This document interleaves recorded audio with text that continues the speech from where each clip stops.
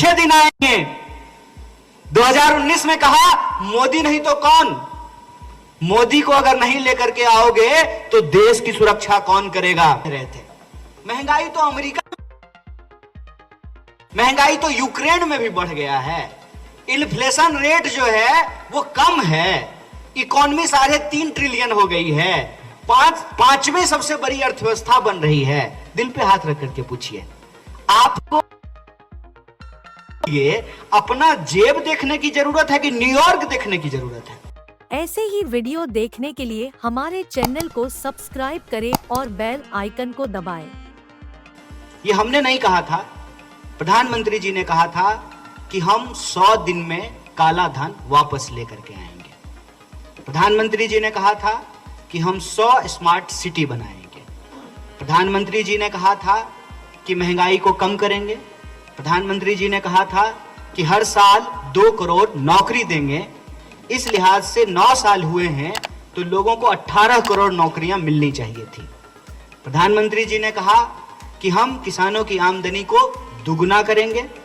प्रधानमंत्री जी ने कहा कि 2022 तक, ये 2023 है, इस देश में सभी लोगों के पास अपना खुद का पक्का मकान होगा। प्रधानमंत्री जी ने कहा था कि अब महिलाओं पे कोई अत्याचार नहीं होगा। प्रधानमंत्री जी ने कहा था कि सबका साथ होगा, सबका विकास होगा और अच्छे दिन आएंगे।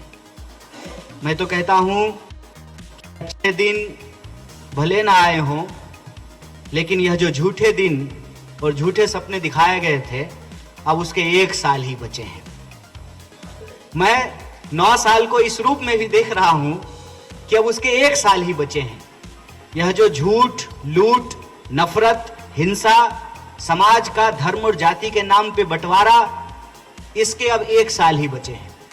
लेकिन इस 9 साल में सरकार ने इस देश के लिए क्या किया है, उन सवालों को पूछना जरूरी है।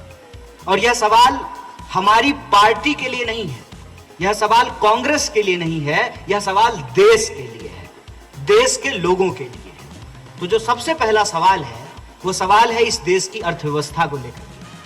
प्रधानमंत्री जी के जो तमाम दावे थे अर्थव्यवस्था से जुड़ी हुई, उसमें से एक भी चीज पूरा नहीं हुआ है। अगर मैं गलत बोल रहा हूं तो आपको पूरा अधिकार है इस पर प्रश्न करने का। बताइए, देश में 100 स्मार्ट सिटी बना है क्या? बताइए कि 100 दिन में काला धन वापस आया है क्या? जो नोट वो खुद ही लेकर के आए थे, खुद ही उसको बंद कर दिए। उन्होंने कहा था कि सारे भ्रष्टाचारियों को जेल में डालेंगे, लेकिन उसकी स्थिति क्या है कि भ्रष्टाचारी जब तक भाजपा में नहीं है तब तक तो उस पर कार्रवाई होती है। ज्यों ही वो बीजेपी में शामिल हो जाता है, वो धुल करके साफ हो जाता है भाजपा के वॉशिंग मशीन में। उस पर कोई कार्रवाई नहीं होती है। ईडी उसका पता भूल जाता है, सीबीआई उसका घर जाना बंद कर देता है, पुलिस उससे पूछताछ करना बंद कर देती है। यह जो एक मॉडल बनाया गया है, मॉडल से आज हम किस तरह की आर्थिक परिस्थितियों को जूझ रहे हैं। और यह सवाल किसी दल का नहीं है, किसी जो है विचारधारा का नहीं है, यह सवाल देश का है। आप सब मुझे बताइए, बड़े बड़े दावे जो है बीजेपी की तरफ से किए जा रहे हैं। बीजेपी कह रही है कि भारत दुनिया की 5वीं सबसे बड़ी अर्थव्यवस्था बन गई है। ठीक है, अगर भारत दुनिया की 5वीं सबसे बड़ी अर्थव्यवस्था बन गई है तो भारत के लोग, 140 करोड़ लोग खुशहाल हो गए होंगे। तो मैं आपसे मोटा मोटा चीज पूछ रहा हूं और आपको बता भी रहा हूं जो इस पुस्तिका में भी लिखा गया है। क्या देश में महंगाई कम हो गई है? क्या महंगाई घटी है? क्या देश के बेरोजगारों को रोजगार मिल रहा है? क्या इस देश की कंपनियां बंद नहीं हो रही हैं? क्या इस देश के सार्वजनिक संपत्तियों को, देश की संपत्ति को अपने दोस्त को नहीं बेचा जा रहा है? क्या इस देश में किसान आत्महत्या नहीं कर रहे हैं? क्या इस देश के किसान 1 साल तक सरकार द्वारा लाए गए कृषि कानूनों के खिलाफ दिल्ली की सीमा पे आंदोलन नहीं करते रहे? क्या प्रधानमंत्री स्वयं आकर के यह नहीं बताए कि हम किसानों को समझाने में नाकामयाब हो गए? क्या प्रधानमंत्री स्वयं जो कानून लेकर के आए थे उस कानून को वापस नहीं लिए? जो वादा किया गया था उनमें से कितने वादों को आज पूरा किया जा रहा है? आप यह जान लीजिए कि किसानों की आत्महत्या करने की दर लगातार बढ़ रही है। अगर देश में खुशहाली आई है तो किसान खुश होगा, अगर देश में खुशहाली आई है तो जवान खुश होगा, अगर देश में खुशहाली आई है तो देश की महिलाएं खुश होंगी, देश के उद्योगपति खुश होंगे, देश के छोटे व्यापारी खुश होंगे। आप अपने आसपास किसी से भी पूछ लीजिए, अगर वह किसी तरह का आर्थिक संकट से नहीं जूझ रहा है तो हम मान लेंगे कि देश में जो है खुशहाली आई है। अगर आर्थिक संकट से जूझ रहा है, इसका मतलब यह है कि भाजपा अदानी को ही अर्थव्यवस्था समझ ली है। भाजपा को यह लगने लगा है कि अदानी का विकास देश का विकास है। भाजपा को यह लगने लगा है कि देश के नाम पर देश की संपत्ति दोस्त को जो है औने पौने दाम में बेच देना है। आर्थिक स्थिति यह है कि डॉलर के मुकाबले रुपया कमजोर हुआ है। आर्थिक स्थिति यह है कि रोजगार के अवसर लगातार कम होते जा रहे हैं और करोड़ों लोगों ने नौकरी ढूंढना बंद कर दिया है। इसका क्या मतलब है? मतलब यह है कि भारतीय राष्ट्रीय कांग्रेस के वक्त जो लोग मिडिल क्लास हुए थे, जो लोग अमीर हुए थे, जो लोग गरीबी रेखा से ऊपर उठ करके आए थे, जिनके घर में 4 व्हीलर आया, जिनके पास अपना पक्का मकान हुआ, जिनके घर में वॉशिंग मशीन आया, टीवी आया, मोबाइल आया, टेलीफोन आया, वो हवाई जहाज पे चढ़ने लगे, जिनके बैंक खातों में सेविंग हुआ, के अवसर नहीं हैं।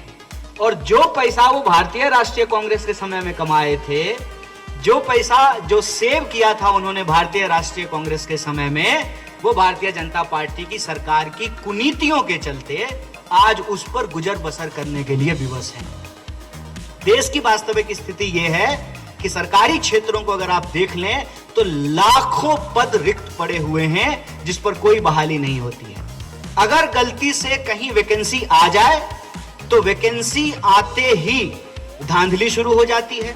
एक तो वक्त पे एग्जाम नहीं होता है, एग्जाम का अगर डेट आ जाए तो एग्जाम हॉल में पहुंचने से पहले ही पेपर लीक हो जाता है, और अगर पेपर हो गया हो, एग्जाम किसी तरह से हो गया हो, तो फिर लोगों को जो है वो नियुक्ति पत्र नहीं मिलती है, उनको जो है बहाल नहीं किया जाता है। सवाल यह है कि अगर दावा कर रहे हैं देश के गृह मंत्री कि देश आर्थिक रूप से खुशहाल हुआ है, किसानों की तरक्की हुई है, किसानों की आमदनी दुगुनी हुई है, तो मैं एक सवाल पूछना चाहता हूं, तो देश के गृह मंत्री ने अपने बेटा को बीसीसीआई का सेक्रेटरी क्यों बनाया? किसान बना देते। अगर किसान इतना खुशहाल हो गया है तो इस देश के मंत्री अपने बच्चों को किसान क्यों नहीं बना देते हैं? अगर किसान की आमदनी इतनी बढ़ गई है, इतनी खुशहाली बढ़ गई है, तो वो अपने बच्चे को क्यों नहीं किसान बना देते? हकीकत यह है कि इस देश का प्रथम उत्पादक, फर्स्ट प्रोड्यूसर सरकार की पॉलिसी के चलते आज घुट घुट कर अपनी जिंदगी जीने को विवश है। चाहे आप किसान की बात कर लें या छोटे व्यापारियों की बात कर लें। दूसरी बात ये क्या कह रहे हैं कि देश में मैन्युफैक्चरिंग बढ़ गया है। किसका? देश की कंपनियों का। मेक इन इंडिया का क्या मतलब होता है? मेक इन इंडिया का मतलब सिर्फ ये नहीं होता है कि भारत के भीतर बन रहा है, मतलब ये होता है कि भारत के लोग बना रहे हैं, भारत की कंपनी के लिए बना रहे हैं और भारत के लोगों के लिए बना रहे हैं। ये होता है ना। आप मुझे बता दीजिए, यहां बैठे हुए जितने लोग हैं, आपके पास जितने भी तरह का चीज आप इस्तेमाल कर रहे हैं, उसमें से कितना सामान जो है वो भारत की कंपनी बना रही है।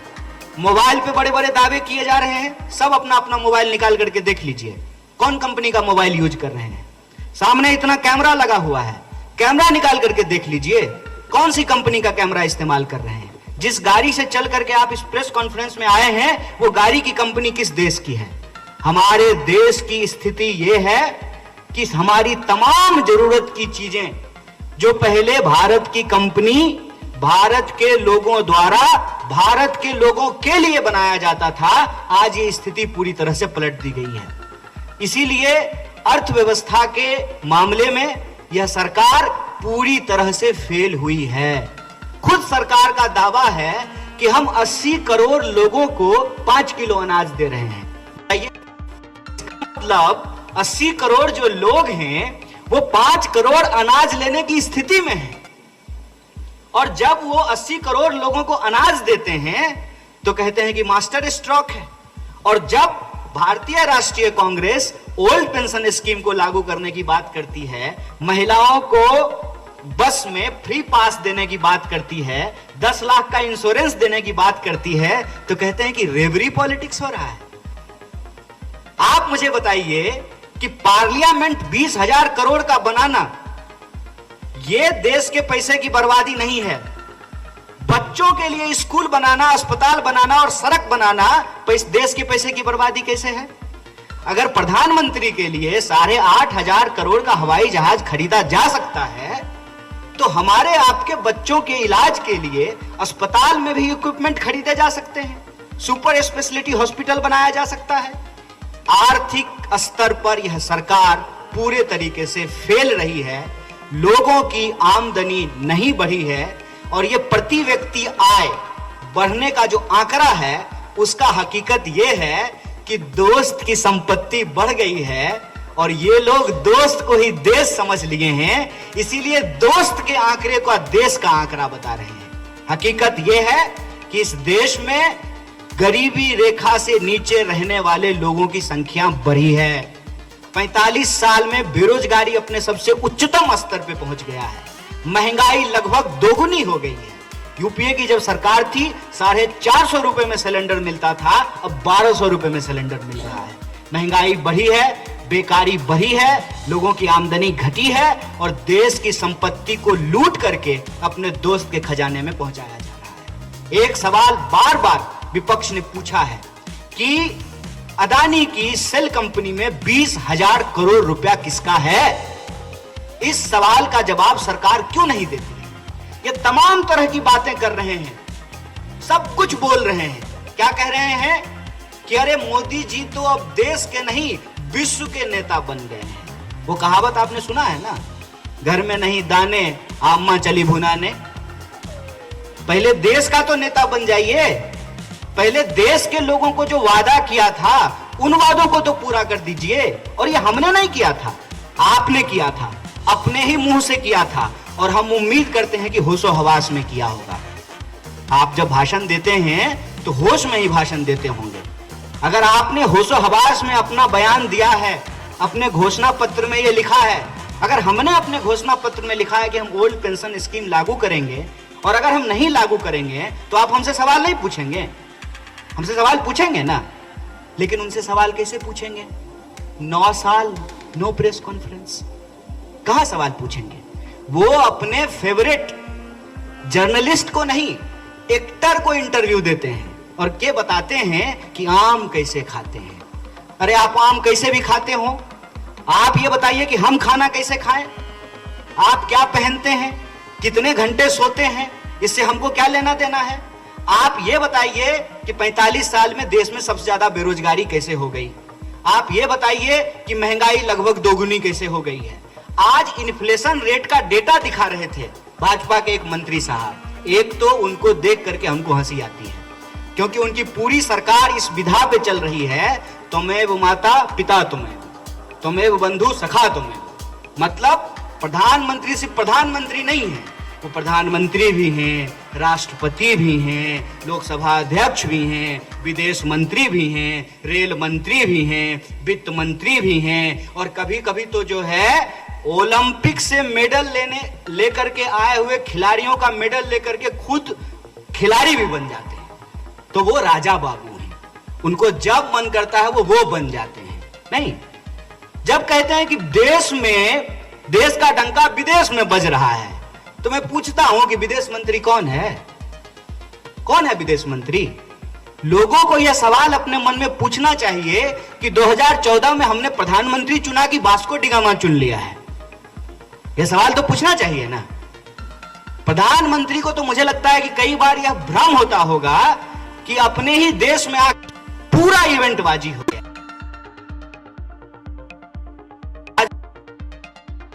आप लोग जलते हैं, किससे जलते हैं? ऐसी जिंदगी अकेले फुटबॉल देखना पड़े? नहीं चाहिए, बिल्कुल नहीं जलते हैं। ऐसा जीवन बिल्कुल भी नहीं चाहिए। हम सिर्फ इस देश के जिम्मेदार विपक्ष होने के नाते जो आपने बताया था, जो आपके द्वारा कही गई बातें थी, उसी से जुड़ा हुआ कुछ सवाल पूछ रहे हैं। हमने नहीं कहा था, आपने ही कहा था। आपने कहा था कि 100 स्मार्ट सिटी बनाएंगे, आपने कहा था 100 दिन में काला धन लेके आएंगे, आपने कहा था कि हर साल 2 करोड़ नौकरी देंगे, तो 18 करोड़ नौकरी होना चाहिए 9 साल में। आपने कहा था किसानों की आमदनी दुगनी कर देंगे, आपने कहा था महंगाई कम कर देंगे, आपने कहा था कि महिलाओं के ऊपर अत्याचार कम हो जाएगा, आपने कहा था कि इस देश के भीतर जो भी रहने वाले लोग हैं सबको साथ लेकर के चलेंगे और अच्छा दिन आएगा। ये तमाम वादे आपके द्वारा किए गए थे और आज आप अपने अचीवमेंट के रूप में जो चीजें गिना रहे हैं उसमें एक भी यह बात नहीं कही जा रही है। स्वयं प्रधानमंत्री ने इन बातों को बोलना बंद कर दिया है। आपने देखा होगा कर्नाटक के चुनाव में भाजपा ने रोजी रोटी, कपड़ा, मकान, शिक्षा, स्वास्थ्य, सड़क, बिजली, पानी पे चुनाव नहीं लड़ा। आपने हिमाचल का चुनाव देखा होगा, भाजपा में रोजी रोटी, कपड़ा, मकान पे चुनाव नहीं लड़ा। और आज आप कहीं भी बीजेपी के लोगों से बात करके देख लीजिए, आप जो ही रोजी रोटी की बात करेंगे, जो ही आप रोजगार की बात करेंगे, जो ही आप महंगाई की बात करेंगे, तो जानते हो क्या कहेंगे? तो महंगाई कम करना प्रधानमंत्री का काम है, रोजगार देना प्रधानमंत्री का काम है। तो रोजगार देना प्रधानमंत्री का काम नहीं है तो बिजली के खंभे का उद्घाटन करना भी प्रधानमंत्री का काम नहीं है, वो काम विद्युत मंत्री का है। रेल का उद्घाटन करना रेल मंत्री का काम है, विदेश जाना विदेश मंत्री का काम है, वित्त पे कानून बनाना वित्त मंत्री का काम है, और कानून पे, व्यवस्था पे बात करना कानून मंत्री का काम है। आपने देखा होगा, अगर हम गिन करके एक एक करके आपसे सवाल पूछें और आपको जो है आपके समक्ष उन सवालों को रखें, तो किसी भी क्षेत्र में प्रधानमंत्री के द्वारा, भाजपा सरकार के द्वारा कही गई एक भी बात पूरी नहीं हुई है। अर्थव्यवस्था की बात हमने आपको बताई, कृषि और किसान की बात हमने आपको बताई, भ्रष्टाचार और मित्रवाद की बात हमने आपको बताई। यह कैसे संभव है भाई साहब कि देश जब गरीब हो रहा है, देश की 80% लोगों की आमदनी जब कम हो रही है, तो 1-2 लोगों की आमदनी दिन दुगुनी रात चौगुनी कैसे बढ़ रही है? उसका कारण यह है कि ये किसानों से खाद पे जीएसटी लेना चाहते हैं, लेकिन अपने दोस्त ने को जो एयरपोर्ट दे दिया है उस पर उनको जीएसटी में माफी दे देते हैं। कहते हैं ना, सैया भय कोतवाल तो अब डर काहे का। जब दोस्त ही देश का प्रधानमंत्री हो और उसके विमान पे जब ये विचरण करते हो, तो प्रधानमंत्री जब है दोस्त तो हर किस कोई चीज उसी को मिलेगा, और अगर दोस्त नहीं है तो बताइए, देश को बताइए नहीं है, तेरा मेरा नाता क्या? कोई नाता नहीं है। 20,000 करोड़ रुपया उसकी सेल कंपनियों में कैसे है बताइए? सारा ठेका और टेंडर उसको कैसे मिल जाता है ये बताइए? परिवारवाद पे बोलेंगे लेकिन मित्रवाद पे नहीं बोलेंगे, और परिवारवाद पे भी बेईमानी के साथ बोलेंगे। जब कांग्रेस पार्टी की बात आएगी तो परिवारवाद पे बोलेंगे।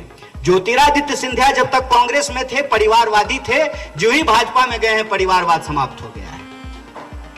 कांग्रेस के किसी नेता के बच्चे को अगर टिकट दिया जाएगा तो भाजपा को उसमें परिवारवाद दिखता है, लेकिन देश के रक्षा मंत्री के बेटा को जब टिकट दिया जाता है उसमें परिवारवाद नहीं दिखता है।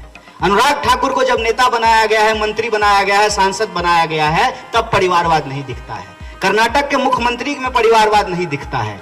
तो ये जो बेईमानी है कि अमित शाह के बेटा में परिवारवाद नहीं है और कांग्रेस में परिवारवाद है, दरअसल सच्चाई ये है कि परिवारवाद के नाम पे ये मित्रवाद की बेईमानी को छुपाना चाहते हैं। अगर आप राष्ट्रीय सुरक्षा की बात करें, और ये मैं नहीं बोल रहा हूं, अगर मैं बोलता तो कह देते करे रे ये लोग तो जो है देश के खिलाफ कुछ भी बोलते रहते हैं।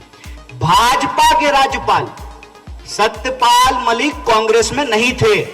सत्यपाल मलिक को बीजेपी ने राज्यपाल बनाया, और वो तब राज्यपाल थे जब पुलवामा की घटना हुई, और उन्होंने साफ साफ ये कहा कि हम सरकार से मांग करते रहे कि सीआरपीएफ के जवानों को हवाई मार्ग से, हेलीकॉप्टर से पहुंचाया जाए। इस बात को नजरअंदाज किया गया और सत्यपाल मलिक ने कहा कि जानबूझ करके जो है यह हमला होने दिया गया, ताकि शब्द नहीं है, ये देश के पूर्व राज्यपाल जो भाजपा में थे उनके शब्द हैं। अगर आप सामाजिक सद्भाव की बात कर लेंगे तो एक तो कहेंगे सबका साथ सबका विकास, लेकिन जो ही चुनाव आएगा त्यों ही शमशान और कब्रिस्तान करना शुरू कर देते हैं। बोलिए करते हैं कि नहीं करते हैं?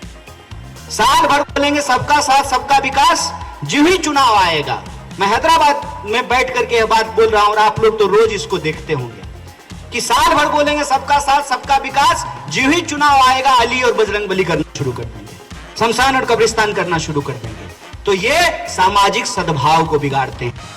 इस देश को बनाने में इस देश के सभी लोगों का खून शामिल है, सबने अपना खून पसीना दिया है, साझी शहादत साझी विरासत का ये देश है। अगर इस देश में अशफाकुल्लाह खान है तो राम प्रसाद बिस्मिल भी हैं, इस बात को हमको नहीं भूलना चाहिए, जिनकी शहादत से हमको आजादी मिली है। अगर महात्मा गांधी हैं तो मौलाना अबुल कलाम आजाद भी हैं, इस बात को हमको नहीं भूलना चाहिए। यही हमारी ताकत है। आप इंडियन क्रिकेट टीम को देख लीजिए, अगर कोई प्लेयर अपने धर्म के आधार पर ठीक से ना खेले, खेलना बंद कर दे तो जो है मैच जीतेंगे। कल ही आईपीएल हुआ है और जैसा वहां बैठ करके मैच देख रहा था, कम से कम आंख से देखी हुई चीज को भी कोई सीख लेता। अगर सामी बढ़िया बॉलिंग नहीं करता तो गुजरात टाइटंस जीतती क्या? यह किसी भी देश की हकीकत होती है। हाथ है आपका दोनों, आपका एक हाथ खराब हो जाएगा तो आपके शरीर को कष्ट होगा नहीं? सामाजिक सद्भाव को बिगाड़ते हैं। अगर आप सामाजिक न्याय की बात करेंगे तो उसकी हकीकत आप देख लीजिए क्या है। प्रधानमंत्री चुनाव के वक्त अचानक से ओबीसी हो जाते हैं, अपने भाषण में जाकर के बोलना शुरू कर देते हैं कि मैं ओबीसी समाज से हूं। हे गुरुजी, अगर आप ओबीसी समाज से हैं तो जाति जनगणना क्यों नहीं करवा रहे हैं? जो जाति जनगणना हुई थी 2011 में, आप उसके रिपोर्ट को क्यों नहीं प्रकाशित कर रहे हैं?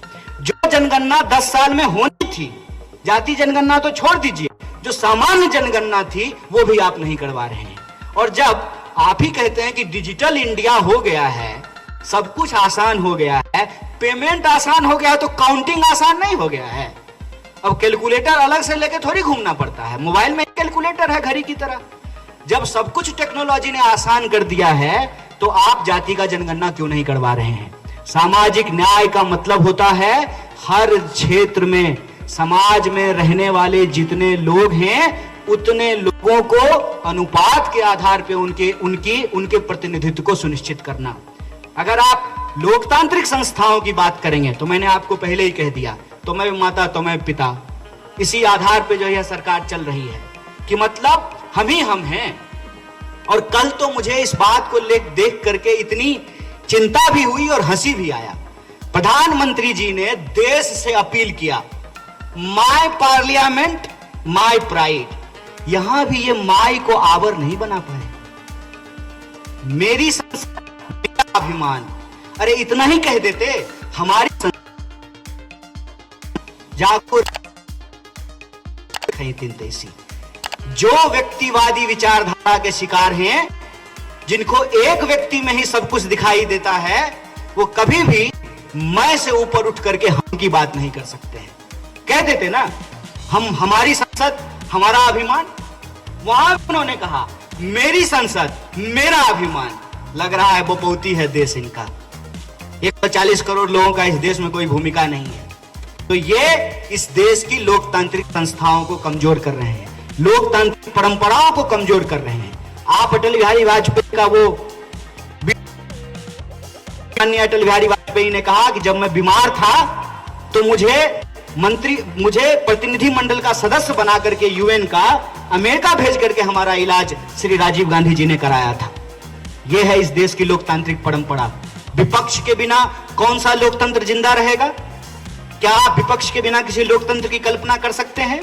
लेकिन ये रोज विपक्ष को जलील करते हैं, रोज विपक्ष को जो है ये खत्म करने का नाद करते हैं, खत्म करने का उद्घोष करते हैं। अगर विपक्ष खत्म हो जाएगा तो लोकतंत्र कैसे बचेगा? और सिर्फ मैं राजनीतिक संस्थाओं की बात नहीं कर रहा हूं, आप न्यायिक संस्थाओं को देख लीजिए। लगातार अभी तुरंत जो है उनको हटाया गया है, कानून मंत्री को, किरण रिजिजू साहब को। क्या बोल रहे थे इस देश की न्यायपालिका के बारे में, देश के जजों के बारे में? आए दिन जो है सरकार का न्यायपालिका के साथ टकराव होता है। इससे पहले आपने देखा है कि इस देश के सुप्रीम कोर्ट के जजों ने प्रेस कॉन्फ्रेंस करा, उसमें से जो है बाद में सांसद भी बन गए। क्या ये लोकतंत्र की संस्थाओं के ऊपर हमला है कि नहीं है? सब लोग हम लोग ध्यान से देखें। और यह सवाल बार बार पूछा गया है, करे भाई कोई जगह तो छोड़ दीजिए, एक व्यक्ति को ही लोकतंत्र ना समझ लीजिए। आप तो कहीं भी जाइए, आप वॉश बेसिन के सामने भी प्रधानमंत्री को देखेंगे, बाथरूम में भी प्रधानमंत्री दिखेंगे, पेट्रोल पंप पर भी प्रधानमंत्री, अखबार में भी प्रधानमंत्री, टीवी पर भी प्रधानमंत्री, मोबाइल पर भी प्रधानमंत्री। इतना टू मच प्रधानमंत्री हो गया है, लगता है कि हमने एक प्रधानमंत्री नहीं चुना है, सर्वत्र सर्वव्यापी प्रधानमंत्री चुन लिया है, कण कण में प्रधानमंत्री बस रहे हैं। इतना आत्ममुग्धता, इतनी आत्ममुग्धता, इस आत्ममुग्धता के चलते इस देश की लोकतांत्रिक संस्थाओं को ये रौंदने के लिए तैयार है।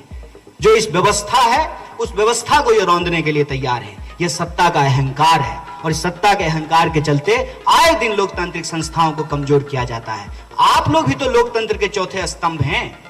यह प्रश्न लोग पूछ रहे हैं, यह पत्रकार यह सवाल कर रहे हैं, 9 साल 9 प्रेस कॉन्फ्रेंस क्यों है, 9 साल 9 जॉब क्यों है?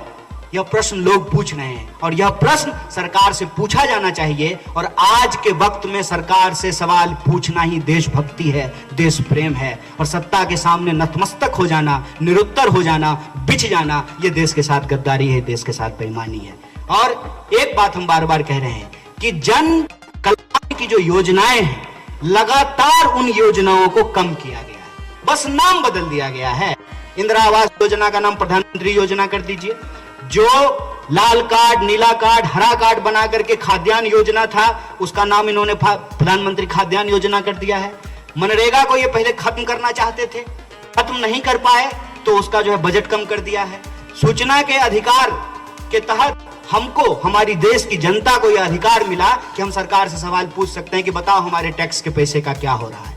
आप सबने देखा कि जो पीएम केयर फंड है उसके बारे में कहा सूचना के अधिकार के अंतर्गत नहीं आता, प्रधानमंत्री आता है, लेकिन प्रधानमंत्री केयर फंड जो है वो सूचना के अधिकार के अंतर्गत नहीं। इसका मतलब है कि वो प्रधानमंत्री के केयर के लिए बना है, तभी तो उसका जो है हिसाब देने के लिए तैयार नहीं है। इन तमाम आप योजनाओं को देखेंगे तो आपको यह पता चलेगा कि यह सरकार प्रचार ज्यादा करती है, काम कम करती है। 1 पैसे का काम करेगी, 100 पैसे का प्रचार करेगी। पूरा देश जो है ये इवेंट मैनेजमेंट में जो है, इवेंट में लोगों को उलझा करके रखते हैं। और इसी इवेंट मैनेजमेंट की मानसिकता का भुगतान इस देश को भुगतना पड़ा जब कोरोना जैसी महामारी से यह देश जूझ रहा था। क्या कहा? ताली बजा दीजिए, मोमबत्ती जला दीजिए। और आज जब कोरोना से हम लोग गुजर गए हैं तो अपनी पीठ किस बात पे थपथपा रहे हैं कि हमने 200 करोड़ वैक्सीन का डोज दिया है। तो जब 200 करोड़ वैक्सीन का डोज भिजवा रहे थे, और झूठ का आप तासीर इस बात से अंदाजा लगाइए कि उनके भी मंत्री ऑक्सीजन सिलेंडर के बिना मर गए, उनके भी सांसद ऑक्सीजन सिलेंडर के बिना मर गए, उनके भी एमएलए ऑक्सीजन सिलेंडर के बिना मर गए। हम में से यहां इस हॉल में बैठा कौन सा ऐसा व्यक्ति है जिसका जानने वाला, परिवार वाला, दोस्त, सगा संबंधी कोरोना महामारी में अपनी जान न गंवाया हो? 40 लाख से ज्यादा लोगों को अपनी जान गंवानी पड़ी और उस महामारी में भी ये अवसर ढूंढ करके अपना पीठ थपथपाने का कोई मौका नहीं जाने दिए। कोरोना का वैक्सीन देश में बना, देश के लोगों ने उसको लगाया, उसका इस्तेमाल किया, लेकिन ये क्या कहते हैं? हमने लगवाया। अरे अगर आपने लगवाया तो जरा हमको बताइए कि पेट्रोल के ऊपर जो टैक्स लिया जा रहा है ज्यादा, उस वक्त आप क्या कहते थे? आप कहते थे कि जो वैक्सीन लग रहा है ना, उसका खर्चा पेट्रोल से वसूला जा रहा है। तो जब खर्चा हमसे वसूल करके हम ही को जो है वैक्सीन लगाया गया है, तो पीठ अपना क्यों थपथपा रहे हैं? ये पीठ अपना इसलिए थपथपा रहे हैं कि इस सरकार की एक नीति है, इस सरकार की एक नियत है कि जब लोग हमसे सवाल पूछने लगे तो गोल पोस्ट बदल दो। आप देखिए कि 2014 में बीजेपी का जो गोल पोस्ट था, 2019 में वो गोल पोस्ट नहीं था और 2024 में भी वो गोल पोस्ट नहीं। बोल करके अपनी बात खत्म करो।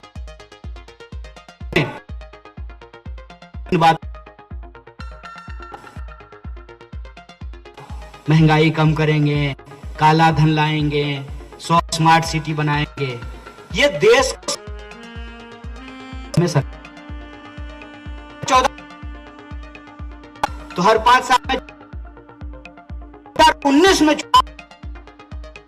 उन्होंने अपने द्वारा किए गए एक भी वादे को पूरा नहीं, पोस्ट बदल दिया और गोल पोस्ट बदल करके ये क्या कहने लगे, याद कीजिएगा इस बात को। 2014 में कहा अच्छे दिन आएंगे, 2019 में कहा मोदी नहीं तो कौन, मोदी को अगर नहीं लेकर के आओगे तो देश की सुरक्षा कौन करेगा, पड़ोसी देश हमारे ऊपर हमला करने के लिए तैयार है, उससे कौन लड़ेगा, मोदी के सामने क्या विकल्प है, ये 2019 में बोला गया। अब वो भी हमने देख लिया, पुलवामा की हकीकत सामने आ गई, उनके ही द्वारा बनाए गए राज्यपाल ने उस पर सवाल पूछ दिया, तो अब वो गोल पोस्ट शिफ्ट करके जानते हैं क्या कह रहे हैं, डंका बज रहा है, कहां, दुनिया में। मतलब गर्व की अनुभूति से रोटी के सवाल को ये भुला देना चाहते हैं। हम अमेरिका को देख करके समझेंगे कि महंगाई बढ़ी है कि नहीं बढ़ी है। कल बीजेपी के एक नेता प्रेस कॉन्फ्रेंस कर रहे थे और हमारे इस 9 साल 9 सवाल के जवाब में जानते हो क्या कह रहे थे, महंगाई तो अमेरिका, महंगाई तो यूक्रेन में भी बढ़ गया है, इन्फ्लेशन रेट जो है वो कम है, इकोनॉमी 3.5 ट्रिलियन हो गई है, पांचवें सबसे बड़ी अर्थव्यवस्था बन रही है। दिल पे हाथ रख करके पूछिए, आपको ये अपना जेब देखने की जरूरत है कि न्यूयॉर्क देखने की जरूरत है, सोच के बताइए।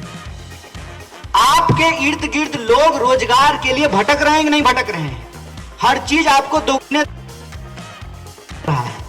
तो फिर से उन्होंने गोल पोस्ट चेंज कर दिया है और इस बार वो ये नहीं कहने वाले हैं कि मोदी नहीं तो कौन, जानते हो क्या कहेंगे, विश्व में नाम हो रहा है, विश्व गुरु जो है रोजी रोजगार और नाला का पानी और बिजली और किसान और मजदूर, महिला सुरक्षा, महंगाई, इन चीजों में फंसे हुए हैं, विश्व में नाम हो रहा है। अरे क्या चीज में नाम हो रहा है भाई, उस नाम को लेकर के हम क्या करेंगे जब 45 साल में देश में सबसे ज्यादा बेरोजगारी होगी, दुगनी महंगाई होगी, हर तरफ जो है लोगों को नफरत के आधार पर लड़ाया जाएगा, इंसान को आपस में बांटा जाएगा। उस नीति पे यह सरकार चल रही है जिस नीति पे अंग्रेज चला करते थे, फूट डालो राज करो, तो फूट डालो राज करो की यह राजनीति नहीं चलेगी। जो वादे सरकार ने किए थे उन वादों पर हम सरकार से सवाल करेंगे और एक मजबूत विपक्ष की जो हमारी जिम्मेदारी है उसको निभाते हुए बार बार यह पूछेंगे कि 9 साल देश बेहाल, 9 साल देश बेहाल, दोस्त मालामाल, और ये देश के नाम पे दोस्त की राजनीति नहीं चलेगी। देश हम सबसे बनता है और हम सबका सवाल, रोजी रोटी, कपड़ा, मकान, शिक्षा, स्वास्थ्य, सड़क, बिजली, पानी का सवाल, यह सवाल हम पूछेंगे। तो 9 साल के इस अवसर पर कांग्रेस पार्टी ने, भारतीय राष्ट्रीय कांग्रेस ने 9 सवाल पूछे हैं, हमने अपनी बात को आपके सामने रखा। अब आपका बारी है कि आप हमसे सवाल पूछिए और हम भरसक इसका उत्तर देने का प्रयास करेंगे। बहुत बहुत शुक्रिया, बहुत धन्यवाद।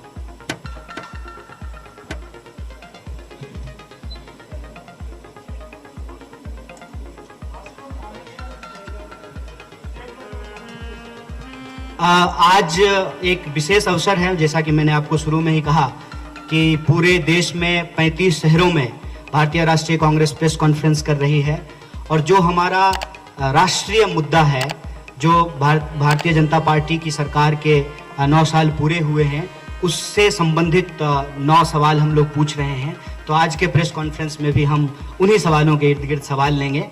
स्टेट पॉलिटिक्स, स्टेट गवर्नमेंट और स्टेट का प्रॉब्लम, इस पे फिर कभी बात करेंगे। बहुत शुक्रिया।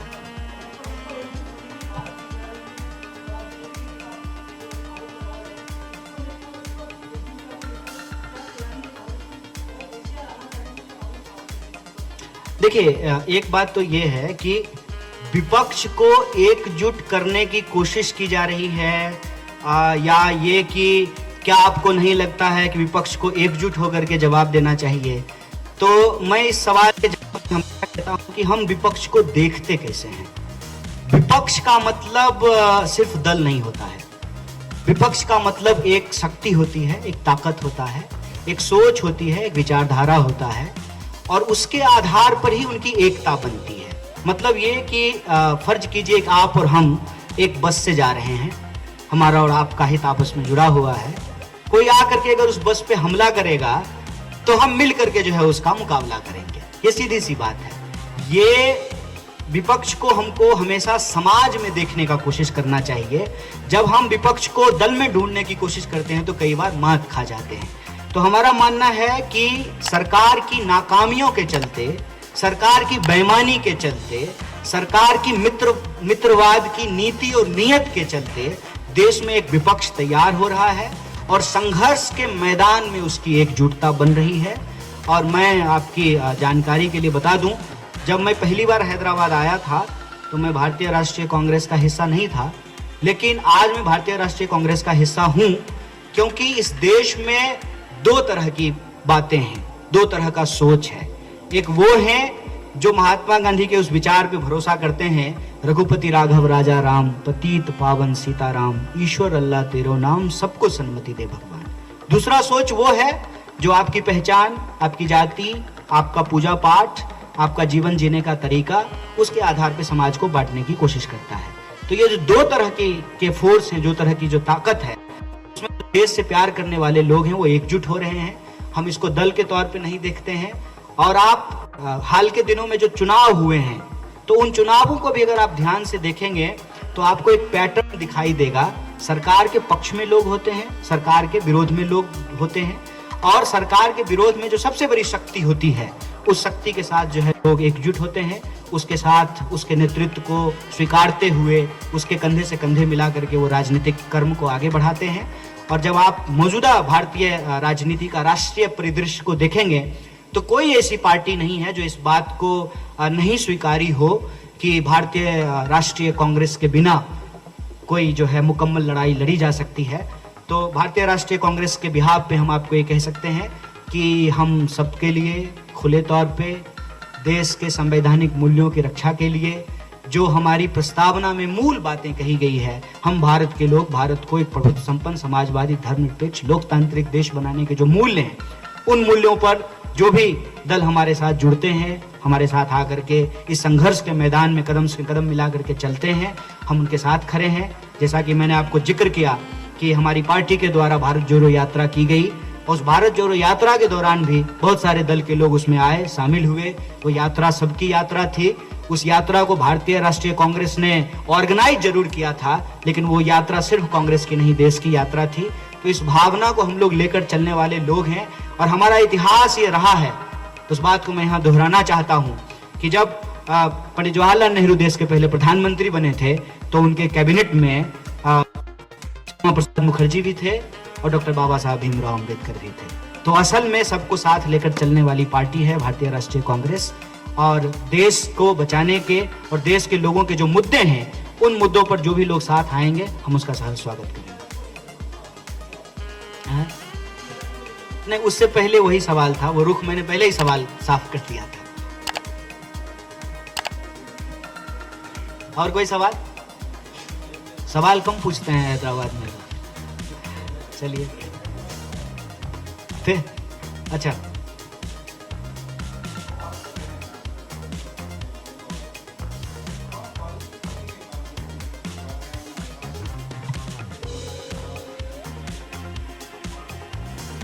देखिए, पॉलिसी नहीं, सिर्फ सवाल नहीं कर रहे हैं। एक तो हम जो सवाल पूछ रहे हैं, हमको जहां जहां मौका मिल रहा है उन सवालों को हम हल कर रहे हैं। ये बात एक बात स्पष्ट मैं कर देना चाहता हूं। जहां भी हमारी सरकार बन रही है, हम प्रो पीपल गवर्नमेंट बना रहे हैं। उसमें हम वेलफेयरिज्म को रेवरी नहीं समझ रहे हैं, वो जनता का अधिकार है। जनता के टैक्स के पैसे से अगर 20,000 करोड़ का पार्लियामेंट बन सकता है, 8,500 करोड़ का विमान खरीदा जा सकता है, तो जनता के उसी पैसे से लोगों के लिए सड़क बन सकती है, लोगों को ओल्ड पेंशन स्कीम के तहत जो है पेंशन दिया जा सकता है, महिलाओं को फ्री बस यात्रा दी जा सकती है, 300 यूनिट फ्री बिजली दिया जा सकता है, 500 रुपए में गैस सिलेंडर दिया जा सकता है। और इन वादों को हम लागू कर रहे हैं, चाहे वो हिमाचल की बात करें, छत्तीसगढ़ की बात करें, या फिर अभी तुरंत जब हम लोग कर्नाटक जीत करके आए हैं, पहले कैबिनेट में 5 गारंटी को लागू किया गया। तो सिर्फ हम सवाल नहीं पूछ रहे हैं, और ये सवाल जो हम लेकर के आए हैं, एक तो बीजेपी ने जो वादा किया है उन्हीं से यह सवाल पैदा हुए हैं। और जब भारत जोड़ो यात्रा के दौरान माननीय राहुल गांधी कन्याकुमारी से कश्मीर की तरफ चल रहे थे, तो जो लोग आकर के उनको बता रहे थे, महिलाएं आकर के अपनी समस्या बताई, किसान आकर के बताए, मजदूर आकर के बताए, छोटे व्यापारी आकर के बताए, कॉर्पोरेट सेक्टर में काम करने वाले, मीडिया कर्मी, आदिवासी, दलित, अल्पसंख्यक, ओबीसी, ईबीसी, तमाम तरह के लोग जो आए, गरीब अमीर, सबने उनको कहा। उन आधार को सुन करके, उन मुद्दों को सुन करके हम यह सवाल तैयार कर रहे हैं, और हम देश की जनता से कह रहे हैं कि भटकाने की राजनीति की, फूट डालो राज करो की नीति को हमको समझना पड़ेगा। नफरत आधारित राजनीति जो है उसको हमको समझना पड़ेगा, और प्रेम को साथ लेकर के, सद्भावना को साथ लेकर के, देश की एकता और अखंडता को सुनिश्चित रखते हुए देश के लोगों के जो वास्तविक मुद्दे हैं, उन मुद्दों पे जो है हमको लोगों को गोलबंद भी करना पड़ेगा। और जहां हमको लोगों का आशीर्वाद मिलेगा, उनका वोट मिलेगा, वहां हम उन मुद्दों को लागू करके दिखाएंगे। और एक विपक्ष के तौर पे जहां सरकार हमारी नहीं है, तो वहां की सरकार से इन मुद्दों पर सवाल भी करते रहेंगे। जहां तक कैंपेन का सवाल है, भारत जोड़ो यात्रा कैंपेन समाप्त हुआ है। उसके समाप्त होते ही सभी राज्यों में हाथ से हाथ जोड़ो कैंपेन चल रहा है। मैं आपके बीच अभी उसी कैंपेन के बाद आ रहा हूं। इससे पहले मैं जिंद, हरियाणा पे हाथ से हाथ जोड़ो कार्यक्रम चल रहा है। हर स्टेट में लोग डोर टू डोर कैंपेन कर रहे हैं, और हम कोशिश यही कर रहे हैं कि ये जो डिवाइड एंड रूल की पॉलिटिक्स है, इसको समझा जाए। नफरत के आधार पे जो की जाने वाली राजनीति है, जो ध्रुवीकरण की राजनीति है, उसको समझा जाए। और जो महंगाई का सवाल है, बेकारी का सवाल है, गरीबी का सवाल है, किसान का सवाल है, मजदूर का सवाल है, इन मुद्दों पर ना सिर्फ जो है सवाल उठाया जाए, बल्कि जब हमको जनता का समर्थन मिलता है, आशीर्वाद मिलता है, हम सरकार में आते हैं, तो इन सवालों को हम दूर भी करें।